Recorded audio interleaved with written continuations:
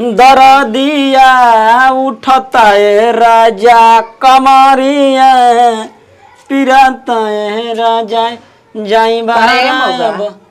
ई का करतो रे? का तुम मछरी बनावत रे? तो का करी? करे हम गांव में घूमे चल गए तो तोनी के जीभ लपर लपर करत रहला। हम मछरी बनावत है। तू गांव में गोरलो पंचायती करे ना कि घूमे गरलू ह?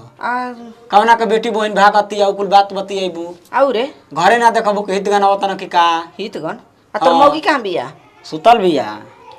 जा ए फटी हरौ मेहरानू के सुतैले बड़ा या मछरी बनावत र?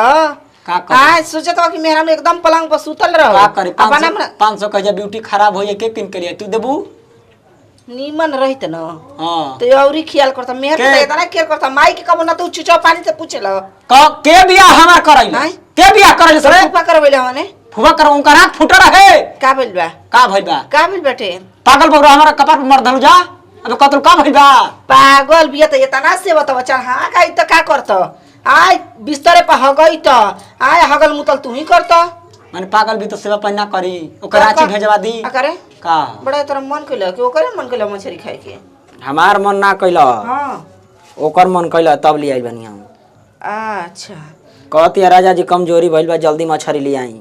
कमजोरी भइल बा? हाँ। 4 दिन से हम बीमार आई। पानी उनी कुल चढ़ल त माई के 1 गिलास जूसो न लिया के देले हवन आ मेहरानी खातिर नती मछरी बना के तोरा के जन्मौले यही दिन रात खातिर हनी कहनी ना कि चल पानी चढ़वा दे तू कहतली के दे नून मरचा पीस के हम पी ले के हम ताकत आ जाओ। आय बाबा हम करैली के जूस आई काका के ना जूस पियनी तो पुरानिया में कना हो जो बाबा आई रहल हां। बाबा हां कौन बाबा? हम पूजावा पाठ कराव न तवन बाबा कहत कि सुननी कथा उथा कहवा तार माई ते जो भेंट कइले जो करे का तो हमरा कथा कहवा के ना तू मछली बनाता खो तो जीव तो हनी एकरा चलता तो मछरिया लेके ना नहीं रहनी हां जा भेंट कर जाब बना के खियावे अपना नईकी माई के। अब घरवा चुवता चुवता तो हम का करे तोनी के जंगरवा टूट गेल बेटे साफ अप कर दिया बढ़िया से बताव रे मर्द कहीं का हित गाना बता नून भात खा के जई हां का हो गल बच्चा? छिनरा लियल में मछरी लियल में तो नहीं लियल बे लागत कि हम जीभे पटक जाई उ के पाहुन फसला ना बाकी पाहुन बाटे ओकरा से निमन त हमार पाहुन बाटे। तोहार पाहुन? हां तो इहो त हमार पाहुन ना लगी हां। हां हमार पाहुन के ह? जब तोहरे बमला हो जी त हमार के होखी? तार बमला तार मरद लगी हां वो मरद हां माने कहीं पहले छका रहे का?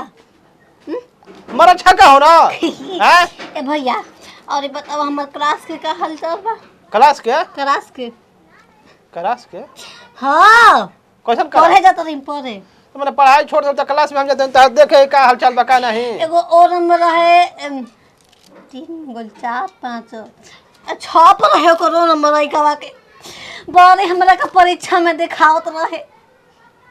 भगवान कराओ के भगवान जी उठा ले चला माने ये कुल हम पूछे आइल बन तोहरा ले आई हमार उहे न बना सौर के बा हमार बोला छिनार के हाथे तो हमरा के भटिया दिला जा पटिया दिला इहे ना कमे है उहे कमे आई ए का तो बोली निक रहे कहां ना हमरा के घिच के ले जात रहे साइकिल पर पान को सजा कोई देखो ना पान को सजा कोई देखो छिनार का खली हां तो भैया था के बगल दे चल जे वही जी जालाल बोलता है बा हाथ मजा आ जाएगा।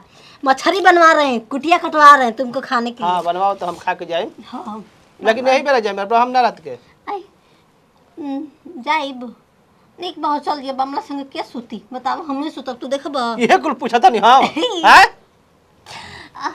सास माई हाथ काटी दिन भर घूमे ले लखुआबो दिन भर घुमतिया गाड़ी कम दे काहे दी ससुरा हुए ससुरा काहे दी हम ना दे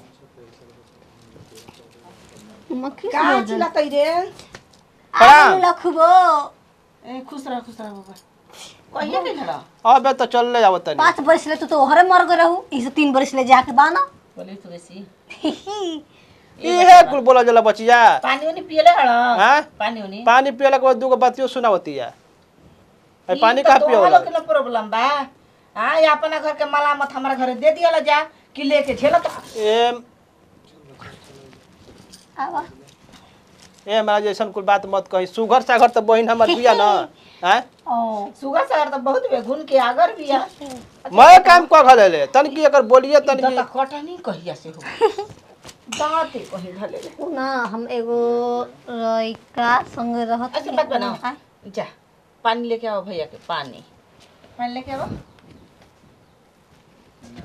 तब तक से का का छीन रहो हम ना जाए कहाँ जाई देखो जा पानी लेके आओ। कहे के जाई तुमका से गप्पा लड़ाइबू दोनों जना एक एज के बावजा मार दे नकिया टूट जाई। इहे कुल तोर दिमाग में चलत रहल रे। सिखाइले कर जा तार माई ही के पराहिए कहनी भले फेला देनी तार ओसे माई का? के जने का खा के पैदा कइले बड़ी। कबो ना पास भई रहतु कबो ना पास भई रहतु आपका सकबे ना करब जे पढ़ाई कर लो ऊपर ओइ से बियाह क देनी तोहार। ई से तो मजा ना आवता कि हमर कोनो गम बा हट